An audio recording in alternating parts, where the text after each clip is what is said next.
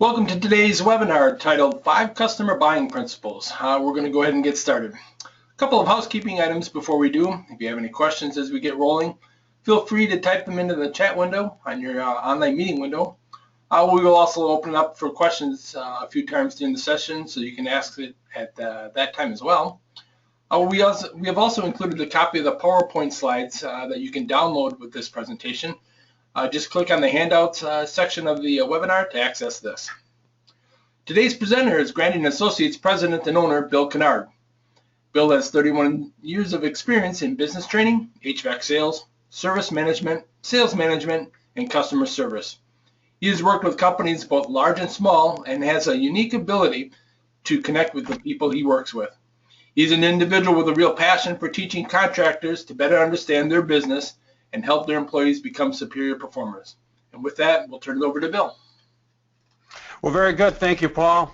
Yeah, we're going to get started. This is a fun program today, 5 customer buying principles.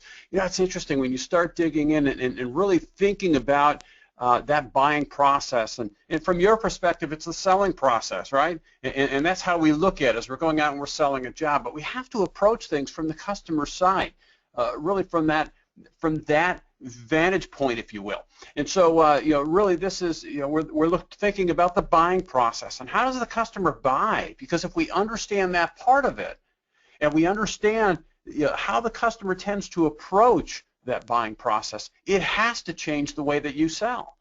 And so we're going to take a little bit of time and focus on that buying process from the customer standpoint. Now, you know, really we look at this and why is it important? Why is it that big of a deal? Yeah, it absolutely changes the way that you will sell. It'll change your success in selling, and it will absolutely change your profitability. You know, it's interesting, you know, in working with contractors across the country and in all trades, yeah, one of the things that you know, I've certainly seen it, you know, when I spent my 22 years in distribution. You know, we saw it over and over again, but as we go across the country, as we go in other trades, it's the same story. The way most contractors get their start, quite frankly, is the same story regardless of the trade, regardless of where I am in the country. And that's that really briefly, easily 95% or more contractors across the country got their start, you know, working as an installer or technician for somebody else. That's how we got into this. That's how we, you know, started to get that ball rolling. And you know, some of you may have heard me share this story if you've been in a presentation of mine in the past, but it's worth repeating in that it affects the way that we go about our day-to-day business today. We were on a job doing an installation in a crawl space, in an attic space at one time in the past.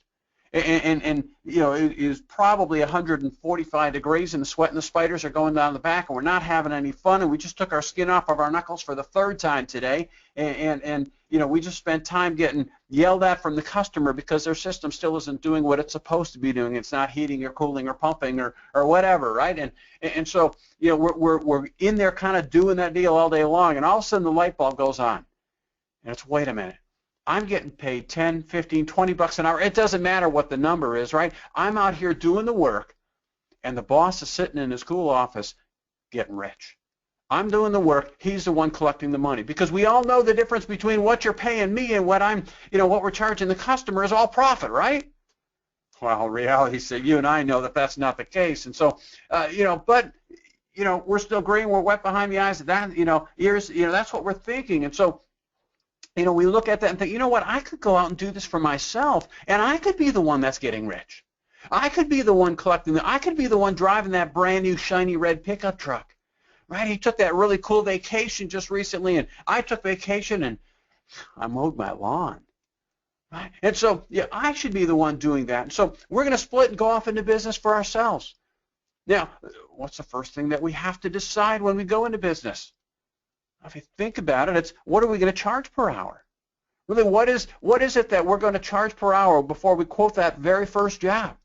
And so as we start getting that ball rolling and we start to you know, really start to thinking about this, we're not quite sure what we should charge. And so there's really one of two ways that most contractors starting out set their hourly rate. The first one is, quite frankly, what's everybody else in town charging? right? I'm going to play the customer. I'll call everybody else in town. I don't want to be the high guy. Don't want to be the low guy. I want to be someplace right solid in the middle and be respectable. Unfortunately, that's the #1 method of pricing across the industry today. Doesn't matter if it's a new company or fifth generation company, the #1 method. My question is, what does it have to, what does the guy down the street charge? What does that have to do with what it costs me to run my business? And the answer, of course, is nothing. Right? So that's one of the problems that we run into. The second method of pricing that's used, especially for new startups, oftentimes is, what did my previous employer charge? He was charging $65 an hour. It worked for him. By golly, it'll work for me. Now, unfortunately, that doesn't always work. And the sad truth is, we can get that ball rolling, and yeah, it worked for him. As long as my overhead is less than his, it might work for me.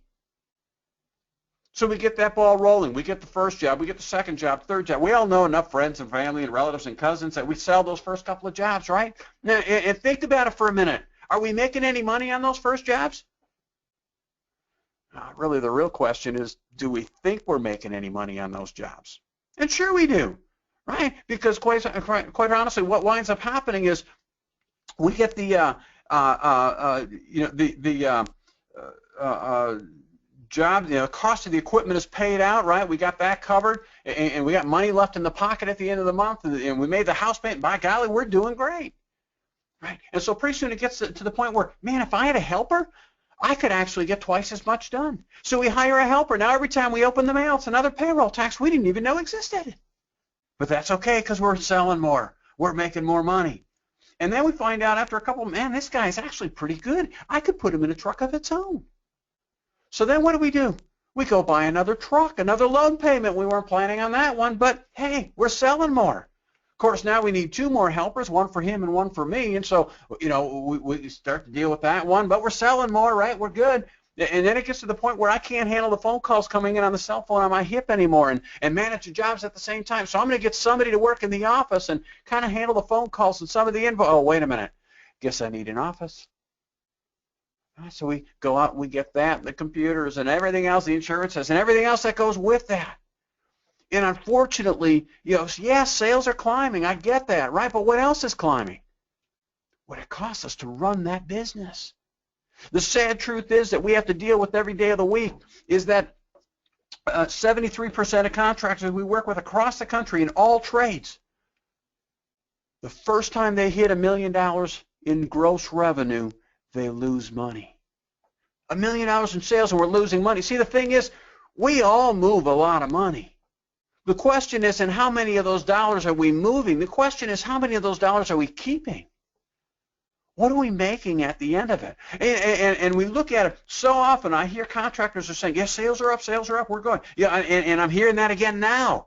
Things are recovering a little bit. Sales are up a little bit. Yeah, okay, but are you making any money? Or I'll hear gross profit. Gross profit's really good. We're at 52% gross profit. It's kind of an industry standard. We're there, right? I really don't care what gross profit is. I don't care if your gross profit is 92%. I don't, if it would cost you 94 to run the company, you're still losing money, right? So, where is that number, right? What's your net profit? How many of those dollars are you keeping at the end of the day? That's what I want to know, right? So we start to look at that piece of the puzzle. One of the things that we do, we look at is we create a financial model from companies from a cash flow perspective. And as we do that, once I know what your company looks like from a cash flow standpoint, it's really easy to price out jobs. And so in one of our software programs, we built in a job pricing calculator into it. And I got a call from a contractor not all that long ago, and he's telling me, Bill, love that calculator that you guys use. It makes pricing jobs really easy, and I would use it all the time if it worked right. And I said, well, Rob, what do you mean? He said, well, I just priced out a job, and the example is sitting here on the screen. Priced out the job, right? 1-day job, one guy 8 hours, or in his particular case, it was 2 guys half a day. Material cost up $3,100, and I marked my materials up 25%. I priced this job. It's telling me I'm going to make $96 at the end of this job. Well, we walked through the math, and it wasn't 96. It was actually $95.50. he asked me, he goes, well, then, Bill, why do I ever want to sell an entry-level piece of equipment? And I said, well, Rob, that's a decision you have to make. See, many times when, we've all been through those cycles in our company, and the cycle is that, okay, cash flow is a little bit tight, and I know that before I go home today, I know that I got 3 suppliers that are going to be calling me, beating me up for money. Now, when you are living in that world, right now, I don't care if you're a brand new company, if you've been here for 125 years, you have those cash flow cycles. And so when you know that somebody's going to be beating you up for money, and you have a sales call this morning at 10 o'clock, you're going out for that sales call. Does that change your mindset on that sales call? Of course it does, right? Does it screw with your mojo a little bit? Yeah, right? And what's your mentality? Your mindset when you go out on that sales call, man, I'm going to get this call. I got to get this call, or this job. I got to get the sale, right? So what do we do to get the sale? Well, there's only 3 possible things that you can do to lower your price if you're going to get the sale. The first one is I can cut corners, but now we're into an integrity thing. I don't want to go there. Right? You can say we can lay people off, but I can't do that immediately, right? It's not going to help me today, right? So on this job that I'm quoting, I can cut corners or lower my quality, if you will, right? I can I got to stop and think. All of a sudden, the mind blank here. So I can cut corners. I can lower my profit on the job. Now, all too often, there wasn't any profit there to begin with, but we'll lower it anyway, right? Or the third thing is I can buy cheaper equipment. I'll buy lower-end equipment and that lower my cost of the materials itself. And that same move that we make, that we think we're making to improve our cash flow, ends up hurting us. As we can see here, this particular job was priced out with all entry-level equipment. As we work with companies across the country in all trades, I can tell you definitively that companies that typically deal with entry-level type equipment, we look at something called revenue per billable hour. Out of all the hours we're billing out this year, how many dollars are we bringing in per hour? When we have a company that tends to provide entry-level type equipment, their revenue per billable hour will be somewhere in the $80 to $100 per hour range. When we're dealing with companies that sell high-end equipment, again, I don't care if it's HVAC or pools or plumbing or whatever, it doesn't matter. Their revenue per billable hour will be somewhere in the $250 per range, $225 to $250. It has a huge impact on the profitability of the company. And so we start looking at that piece of the puzzle and what it does for us and how it impacts the company. If we look at it, why offer, sell up and offer that higher end stuff? Let's walk through a quick example here. Now, as we do this, don't get caught up on my numbers, right? Because again, depending on the trade that you're in and the area of the country you're in and what you sell, it's going to change, right? So don't get caught up on the numbers, but stick with me on the principle, if you will, right? If I've got a job that is going to take, 2 guys half a day, right? I'm paying my guys $20 an hour, right? So that's $160 in labor. My equipment costs, roughly $3,100. So I tally all that up, and I'm going to be at a total cost on this job of about $3,260. Now I can price this job out to my customer, and that's always an interesting discussion because I can have 15 people in a room, and I'll ask each one how they price out their jobs. I'll come up with 20 different answers because everybody's got a different way of pricing, right? In my example here, I just use a 0.6 divisor. I'm not telling you that's right. I'm just telling you that's what I used here. Right? So don't go around out and say, well, Kinnard said I got to use a 0.6. That's not what I'm telling you, right? So I used a 0.6 divisor. So my $3,200 cost divided by 0.6, I'm going to sell this job to the customer for about $5,430. At the end of the day, I've got a gross profit of $2,170. Now, if I offer a couple of other accessories, give the customer some options and sell a little bit higher end system, right now, maybe it's going to take me a little bit longer to do that job. Instead of 4 hours, it's 6 hours. Now, the struggle with this one is if I send my guys out to do an install, and in my bid I've got 6 hours, how long is it probably going to take them to do that job? Unfortunately, a lot of times they chew up the whole day. Right? But, hey, we'll use 6 hours for the example here, right? So now my labor is at $240. I'm using a little bit better equipment, so now instead of my equipment costs are $40,500, so I got total costs on this job of $4,740. And when I look at it, the price to the customer at that point ends up being about $7,900, pricing it the same way, that 0.6 divisor. At the end of the day, I've got total gross profit of $3,160.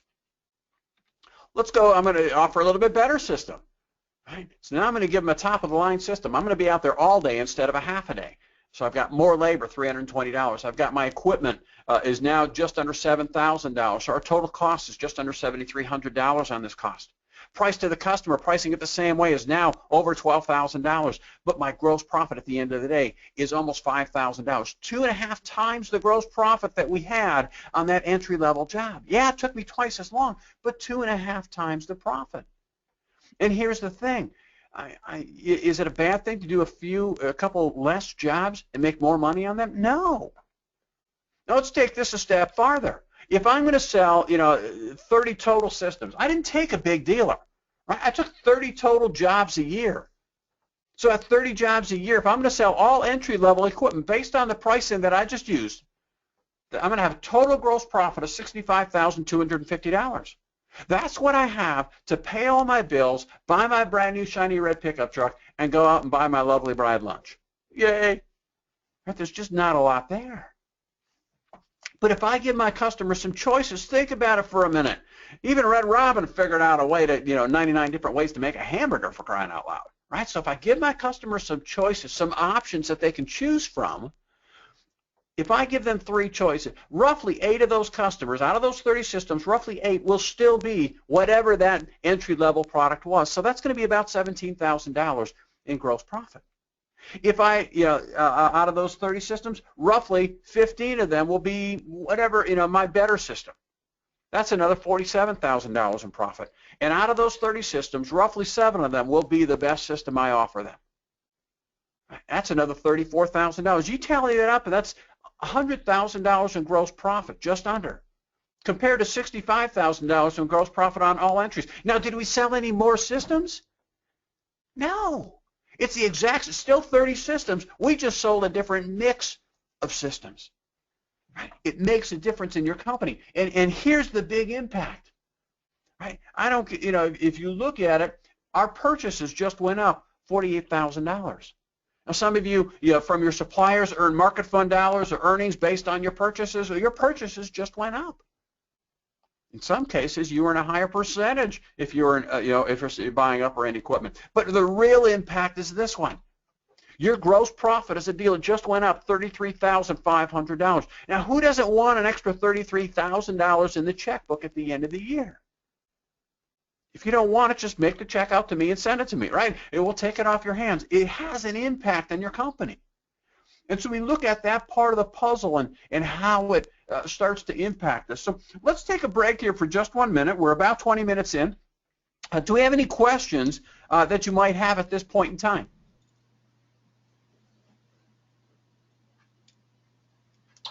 Paul, any questions that people have typed in? At this time, I've got one from Alan. He's got a question. He's been trying to figure out a better way to manage the financial side of his business. He's checked into the local tech school and college, but those classes aren't a fit for him. Where can he go to get this type of training?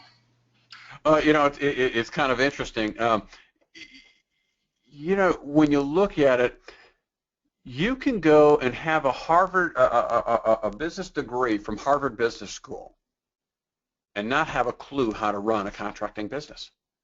It's 2 different worlds, and they really don't compare. And so that tends to be one of the struggles that we have at that point in time. Okay, I'll be a little self-promoting. Right, our Planning for Profit workshops. That's exactly what we're focusing on.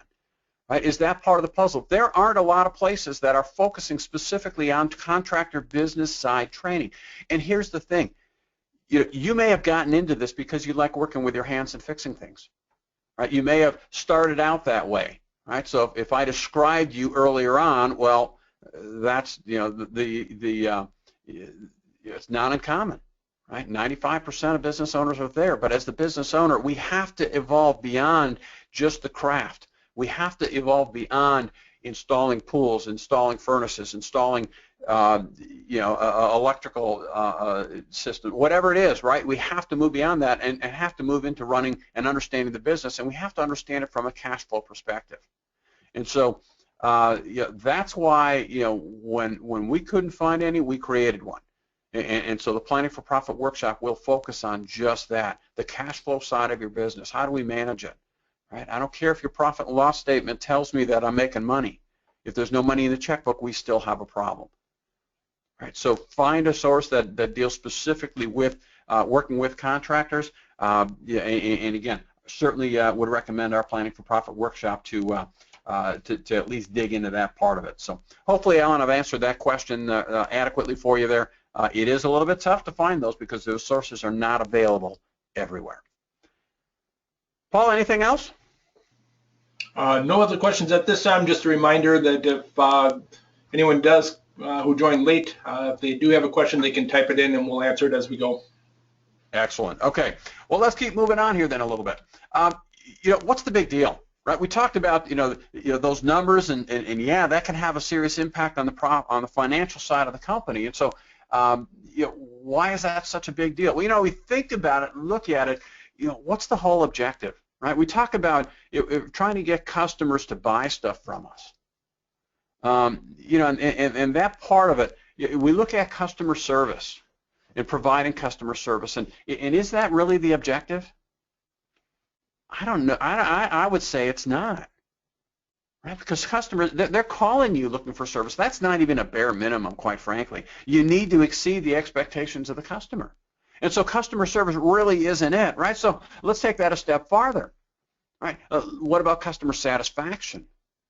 Is that different than customer service? And I would say yes, it is, right? Because customer service is that bare minimum. Customer satisfaction, I define that as making the customer feel good about their interaction with us. That's taking it a step farther. But quite honestly, it goes farther than that. So let's take that one step farther. And really, I think what we're shooting for is that customer experience. Where customer service is that bare minimum, customer satisfaction makes them feel good about their interaction with us, but the customer experience will make them want to come back again. It's interesting. In 1953, Walt Disney said, we're going to do what we do so well that the people who see it will want to come back again and again, and next time they'll bring their friends. I think he got it. So the question for you is this: do you do what you do so well that the people who see it want to experience it again and again, and they're going to tell other people about it? That's the customer experience. We want our happy customers to be creating and quite frankly, passing on our information and telling other people about it. So that's a part of it, right? We have to strive for this. We're not selling stuff. Quite frankly, we're creating an environment where the customer wants to buy stuff from us. And so we look at that part of the puzzle. Now, when we start looking at, well, really what does the customer buy? What do they want? Well, so often when you talk to different contractors about that, what you hear is, well, they want cheap. You got to understand, Bill, my market is different. My customers are different. All they want is cheap. Cheap, cheap, cheap, low price, sharpen your pencil right now, get it done because we got to have it done the way that we need. It's got to be done priced. It's got to be priced right. Well, my question to you is this. Well, when they say they want cheap, what do they mean? Do they want cheap or do they want affordable? Is there a difference? You bet there is, right? Do they want the absolute lowest installed cost or something that's not going to cost them an arm and a leg and a firstborn child for the next 15 years? Right? It's incredibly expensive. Yeah, I hear that line, but Bill, you got to understand this market is different. That doesn't work here. If there's one thing I've learned over the last 10 years traveling across the country and working with contractors, it apparently is every single market is different and nothing works anywhere. Right, so we got to be looking at that part of the puzzle. Think about it this way, right? Look at it from the standpoint, when you go out to buy something for your family, is your objective to get the cheapest possible thing that you can get your hands on? I'll bet not. My guess is your objective is to get the most you can for the money that you've got. Right? You want value, not simply price. And there's a difference. Look at it this way. How many of you have a smartphone? Because you could have gotten a flip phone for free. But you opted to pay for a smartphone because of what it can do for you. You can take your email with you. I can do texting. Right? I could text on my flip phone. And it could have been free. No, I can't take my email with me, but you're willing to pay extra for what it does for you, right? How many of you drive a quad cab truck? And if you answered yes to that, then the question I have to ask is typically how many people are riding in that quad cab truck with you? I'll bet none.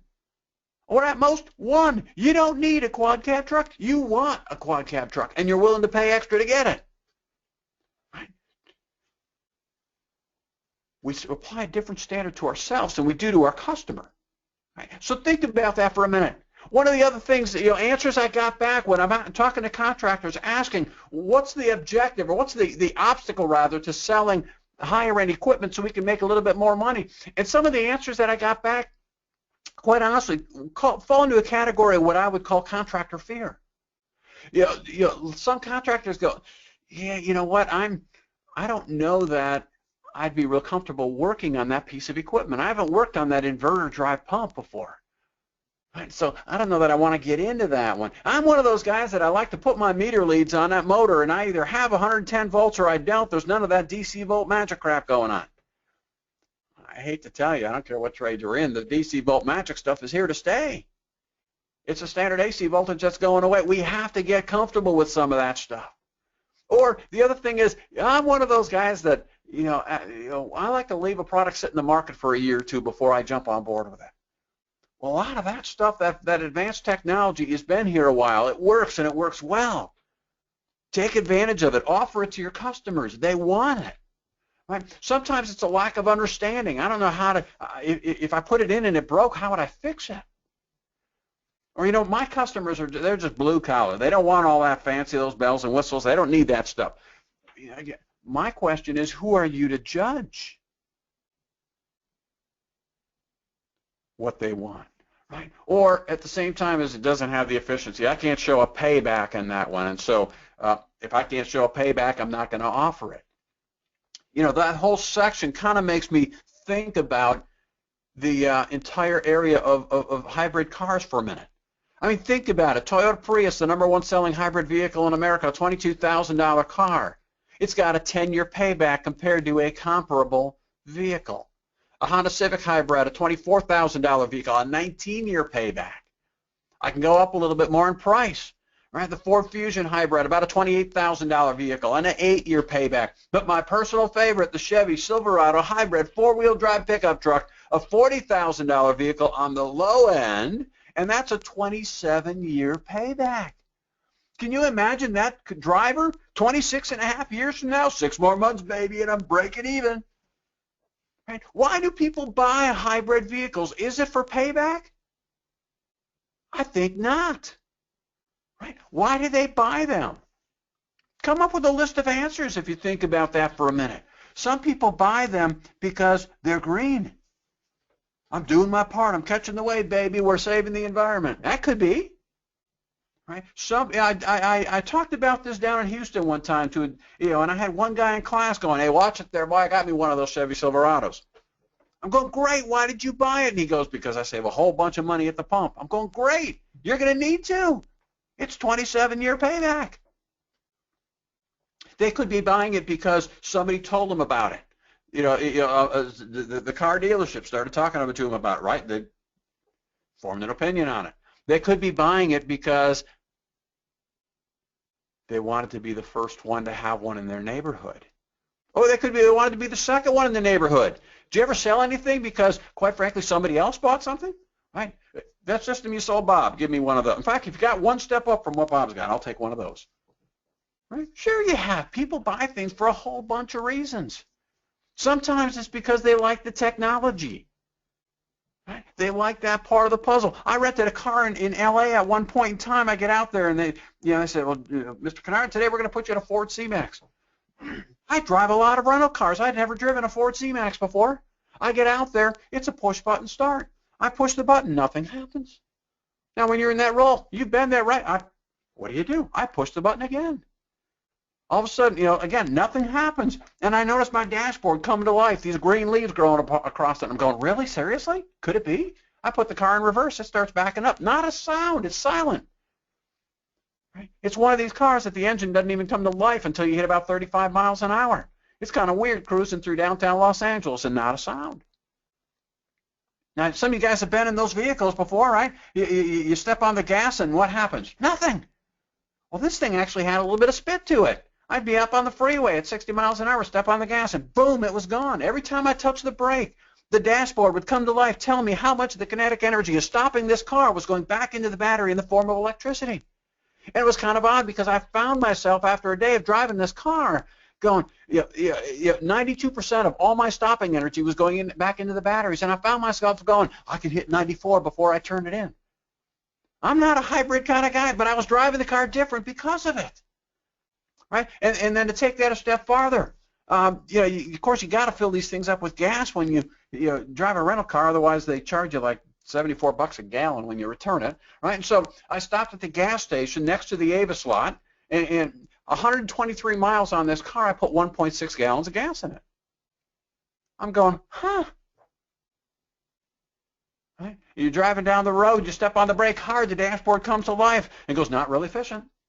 Right? And then another leaf falls off my tree, and I'm going, son of a gun. Right? So what, the technology itself could be one of the reasons why people buy hybrid vehicles. Some people just like to have the bells and whistles. And so look at that part of the puzzle. Now my question to you is this: are any of these reasons bad reasons? No. But here's the real question. Is everybody in your market buying a hybrid vehicle? Again, no.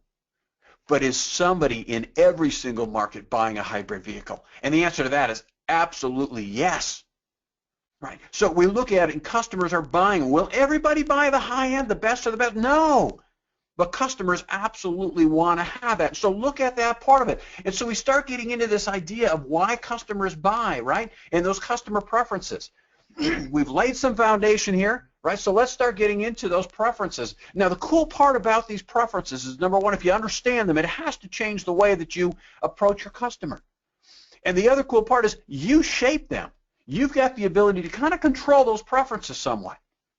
There's 5, again, keys to shaping those preferences. So let's look at them. The first preference is that the customer's preferences are determined by the options that you present them. Think about it for a minute. When you're going out to buy something that you're really not familiar with, right? You go out and you talk to one person about it, and they tell you about it a little bit, and you're going, I kind of like that thing. It makes a lot of sense.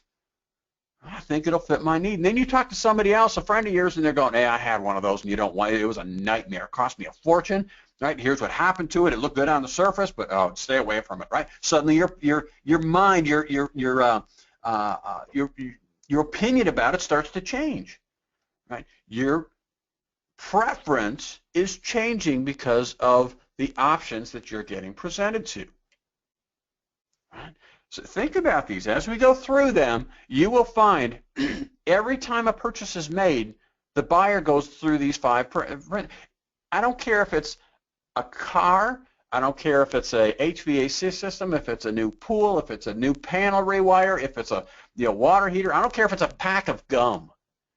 You go through these preferences every single time. The only thing that changes, the more expensive the item is, the longer and more deliberate you will be at going through the individual steps.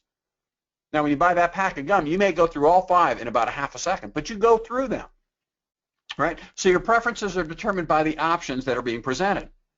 The second item, most customers don't know the value of what they're buying. They need something to compare it to.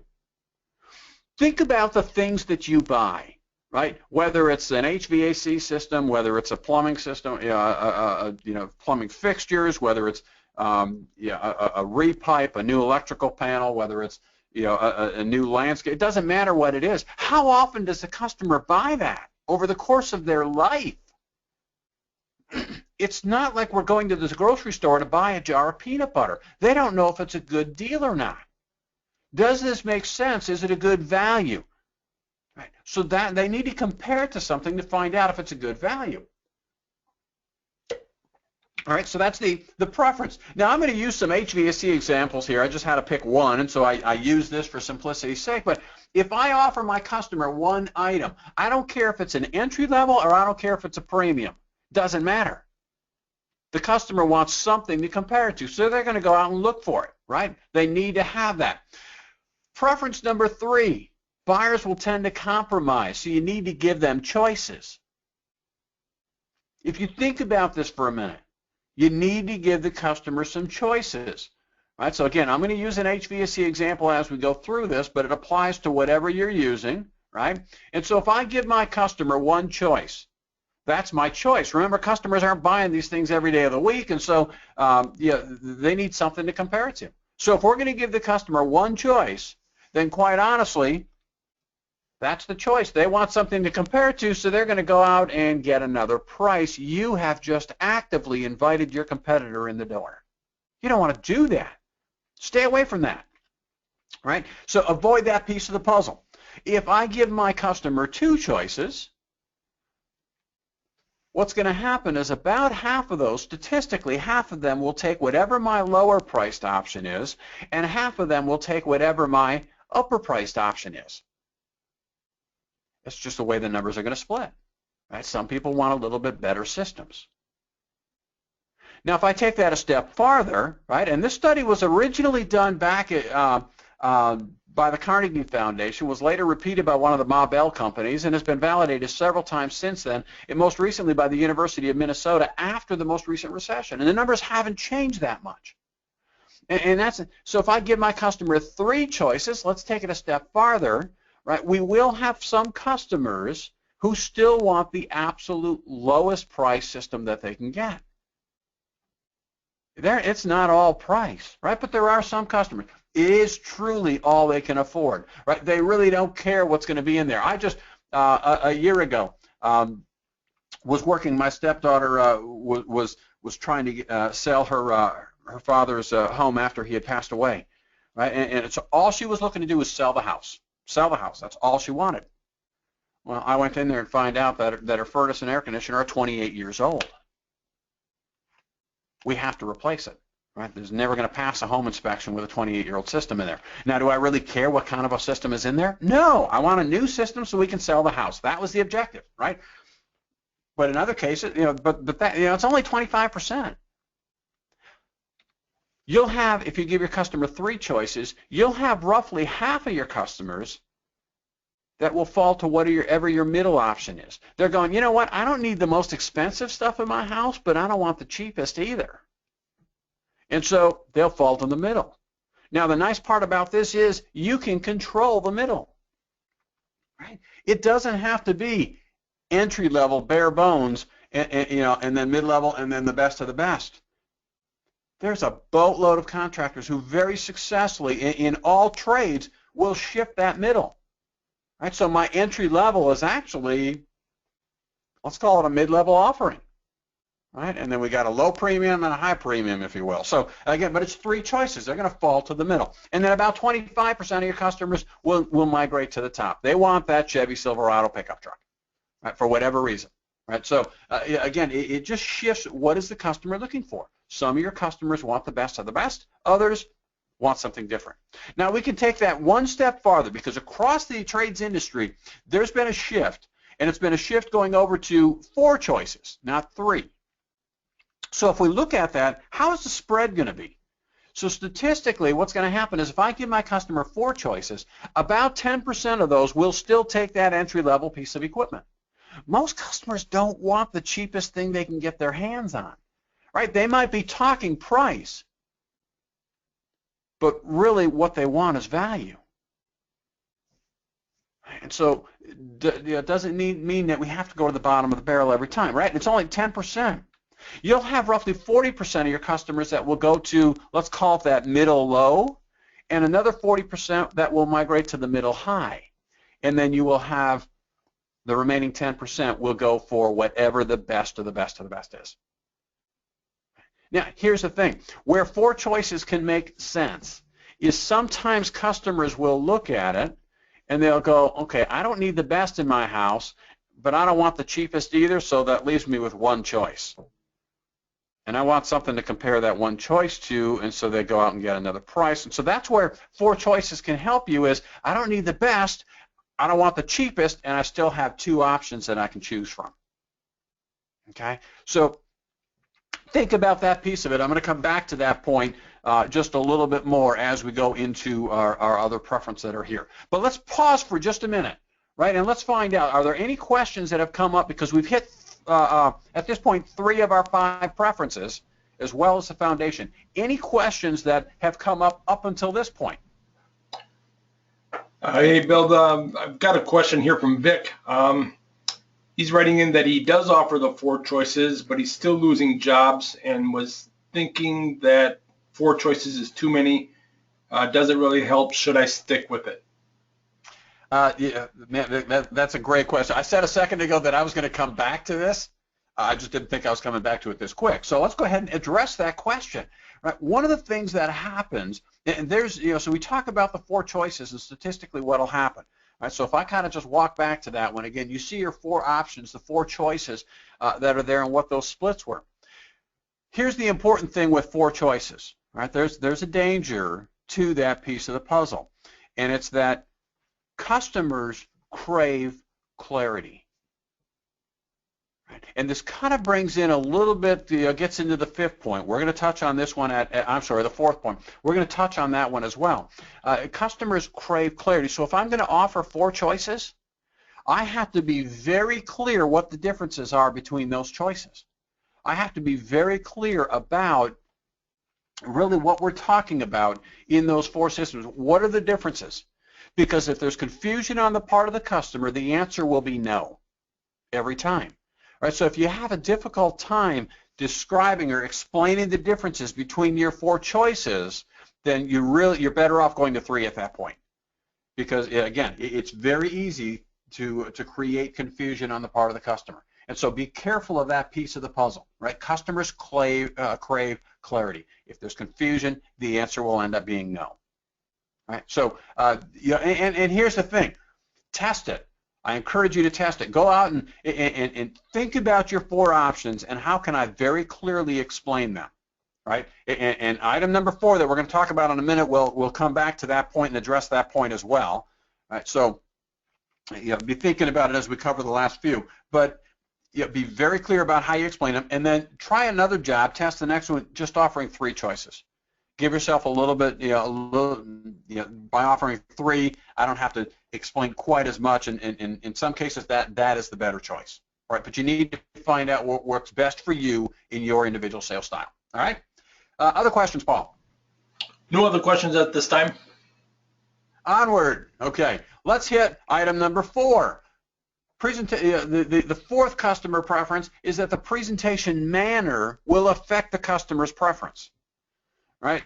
So if we go back and use that HVAC example again, okay, Kinnard says I got to use offer multiple choices. So I've got my good, my silver level, my better, and I got my best. Right. I offer my 3 choices out there. I've got the pricing that I came up with earlier. Well, I have to tell you, you already shot yourself in the foot. Right. You got a problem here. Think about this for a minute. When you go to a car dealership, what's the first vehicle they put you in?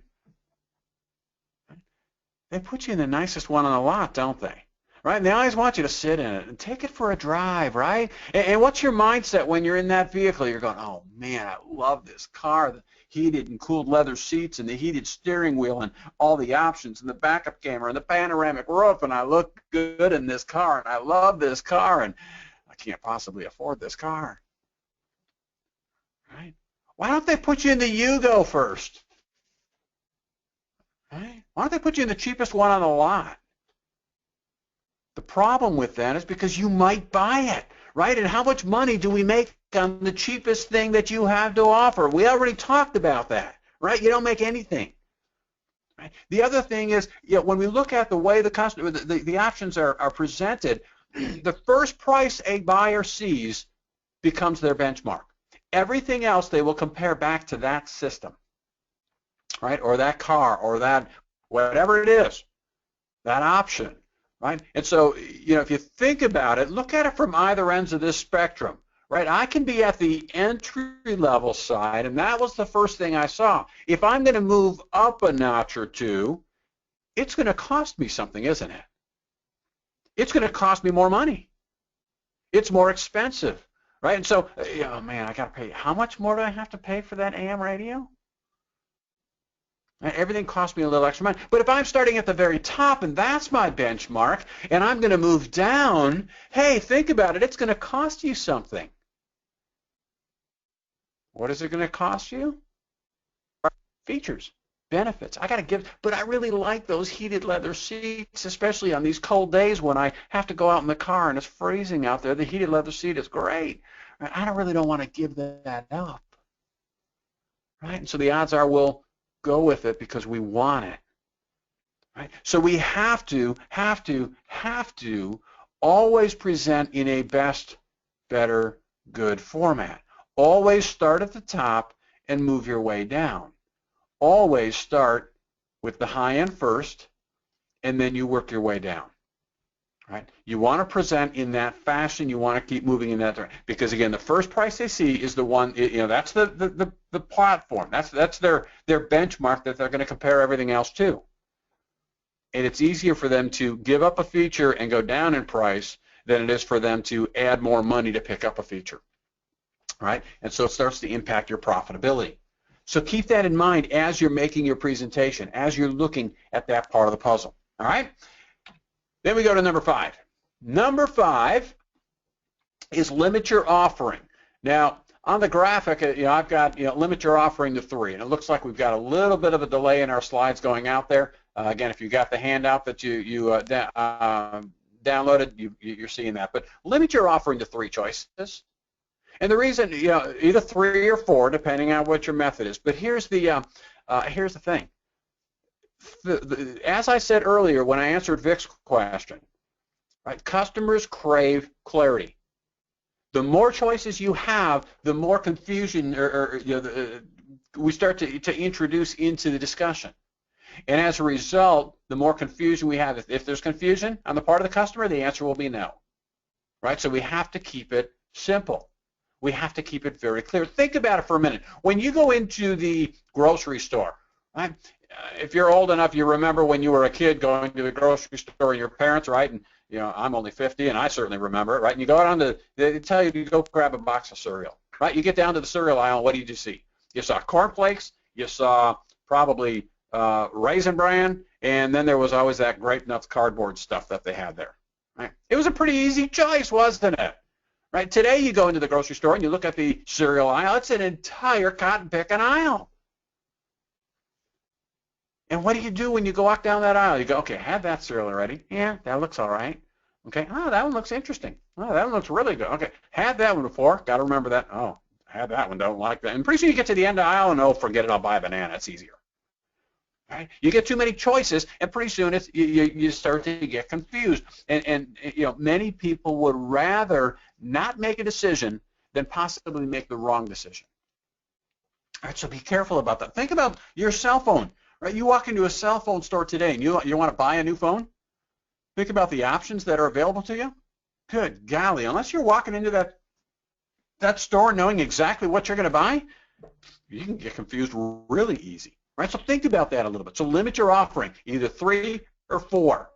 Right? And always start at the top. Always start at the top of that pile, right, and move your way down. One of the things that many people will do, and it will work very well, right, I've done it myself, is to try and still offer 4 choices, but alleviate some of that confusion, is you may want to take and put your 3 options, your 3 top options on one sheet of paper. That's your first proposal, and you stack them up next to each other. So I've got my best, my better, my good. And then you can take your price point unit and put that on a separate sheet of paper. And the reason I do this is because I believe that in most trades you do need to have a price point unit. But if I leave it on the sheet with the rest of them, then the customer starts to notice it a little bit more. If I need to get down and dirty and play in that sandbox, I can do that. But if I don't have to, I don't want to. All right, so use that as an option that you can use to your advantage. And then use third-party testimonials. Right, use that piece of the puzzle to see if that can help you tell your story a little bit more. I'm going to see if we can't get these slides just catching up to us here a little bit. There we go. So, think about third-party testimonials. I've got one particular customer who does this better than probably anybody else that I know. And what he does, quite frankly, he said he sold his first high-end system just on a dare from his territory manager. And what he did is his territory manager at a supply house was telling him, look, you need to offer more options, and you really should offer this high-end unit that we've got available. He said, I always offered two. I knew you had to offer the customer some choices, and so I had two systems that they could choose from. And finally, I just added this highest-end system on the proposal just to make the guy be quiet. Well, I found it interesting. He said, the way that I presented it to the customers, I walked in and I said, now, my suppliers have this new system that's available. It's really for people that have more money than they know what to do with. But really, the system that I recommend, and he said, I went to my normal high-end system. And the customer stopped me and said, what makes that system so ridiculous? We talked about it a little bit, and I'm sitting in my truck in the driveway afterwards going, oh, crud, he bought it.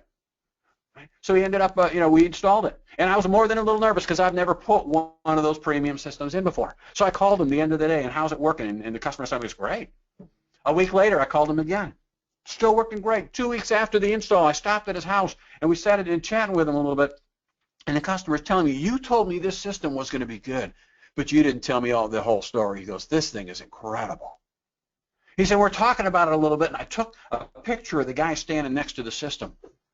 And I got a quote from it. I used that quote, right? This system is incredible. And I put that on a sheet of paper. He said, next time I went on my next sales call, we're now a couple of weeks after that first install, he said, I went to my next customer, and I said, now, my supplier's got this new system that we've got available. I've only got one of those out right now, but here's what that customer is telling me. He said, now, I don't sell those systems anymore. He goes, I install a lot of them, but I don't sell them. I said, well, what do you mean? He goes, well, actually, the more I sell, the more I sell. Because I do that same thing after every job.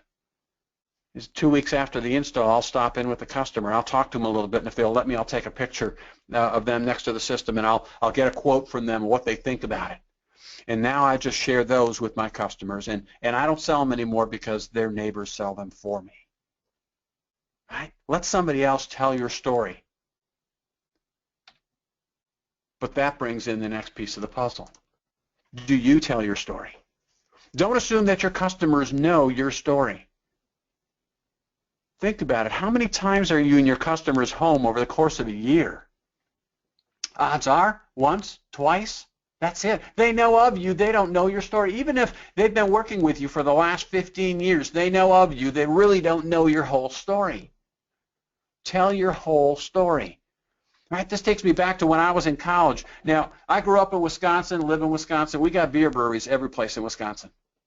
And when I was going to college, of course, we had at that point in time, we had the beer that made Milwaukee famous. It was Schlitz Brewing Company. They were the #1 and #2 brewer in the nation for decades. Now they're really a trademark. Right, but at that point in time, they were riding a huge sales wave. And it was all driven around one tagline. It's the fact that their beer was cold filter brewed. It made it different. It tasted better. It was richer. It was fuller. It had more body. It would set you apart if you had their beer because, quite frankly, it was cold filter brewed. Now, I went to school in La Crosse, Wisconsin, and La Crosse is the home of, at that point, Old Style Brewing Company. Now, as a starving young HVAC student, you learned pretty quickly that you could pay 65 cents for a brewery tour, and at the end of the tour, they serve free beer. Right, so our HVAC class would go for a tour like 2 or 3 times a week. We get out there, and at the end of the tour, they get to know you pretty quick after you've been there several times. Right, and so one day we go walking into the tasting area, and I said to the guy behind the serving area, I said, you know what? I've had all these flavors that you've got in here. I said, today I want one of the good ones. Why don't you give me one of those cold filter brewed ones today? And he looks at me and he just chuckles. He goes, really? He said, we talk about that cold filter brewed stuff here all the time. He said, they talk about that like it sets them apart. It makes them different. It's fuller, it's richer, it'll set you apart. All that whole story that they tell you. He said, but we talk about it at all our meetings because quite honestly, every brewer in the state does the exact same thing. We're all cold filter brewed. They're no different. But right there in that bar, in that tasting area, I got my first marketing lesson because they were different. They're the only ones who told anybody about it. Don't assume your customer knows your story. Tell your story. Right? We're licensed, we're insured, we're bonded. Well, doesn't everybody have to be insured? Well, that's irrelevant. The real question is everybody insured? Right? What do you do different? What sets you apart? We've got 247 total cumulative years of technical expertise to make sure your system is going to operate at the same level of efficiency and comfort as the day that we put it in. Right? That's part of your cold filter brewed story. Tell your story. Don't let that go away. Give that choice to your customers. Right? Don't assume that they know it. Right? So what do you do different? I have one particular contractor that comes to mind. And in his particular case, they've been in business for 125 years. I said, that's not unique. That just makes you old. I said, how do you use that? And he goes, well, actually, what we do is we simply go down to the library, right, and we dug up the yellow pages from the archives from 10 years ago. Now think about it. How many contractors are in your community that were there 10 years ago and don't exist today? Right? They come and go all the time. And so he said, we dug up the yellow pages from 10 years ago, and we laminated, made a photocopy of the page of the contractors in our trade, and we laminated that page, and our salesman has that with him as part of the sales presentation. And he said, if you think about it, many times our customers are buying this stuff, and we're not just dropping the box and running. We want to develop a relationship with them. We're going to be there for them long after the sale, but we always tend to sell that system, whatever it is, for the here and now. Right? He said, this happened to be an HVAC guy. I said, we're going to install the system in your home, but quite frankly, it's going to last for a long time. And you need to be working with somebody who's going to be here for the life of that system. Let's go back 10 short years, he said, and we'll pull out that sheet. And he said, if you look at the list, this guy was here 10 years ago. They're not here anymore. This guy's gone. This guy went out last year. Us, we've been here 125 years, and we'll be here for the entire life of your system to make sure it's providing your comfort and your needs throughout its lifetime. All right, tell your whole story. Don't assume the customer knows it. Right? And then we get in the whole piece of the puzzle, which is watching the words that you use. As contractors, we're a funny bunch. We have this language that we use, this vernacular, these terms that we use that we think the rest of the world talks our language. You know what? They don't. Right? If we tell them that this unit's got an inverter pumping it, do they have any clue what that means? No. And if they don't know what it means, there's zero value in it. And that's a topic for an entire another class that we're going to run here. Right? But think about the words that you use and how you talk to the customer. Because again, that part of the confusion comes back into play there. Right? So tell your story. Make sure the customer knows what your cold filter brewed is. Make sure everybody in your company knows what your cold filter brewed is. Right? And so they can be talking about it. So we're coming to the end of our hour here today. Paul, any other questions that came in on the last third or so of this presentation? We have one last question from Dave. He's saying that he has a really good closing percentage. Is there any reason for me to change what I'm doing? Well, part of the thing there is you need to define what is really good, right? One of the things that, if you're closing every job that you're selling, or you're closing 95% of the jobs that you're quoting, right, I would question at that point your pricing. Is your pricing high enough? Right? Sometimes we take the jobs, and yes, we sell everything that we quote, right? But if we're selling everything, or just about everything, then I would have to ask, is there room for a little bit more profit in that job? You may want to look at the profitability. You may want to increase your price a little bit. Quite honestly, this gets into, and it doesn't have to be static. Many times we look at that price and think it's this is what I charge for this piece of equipment.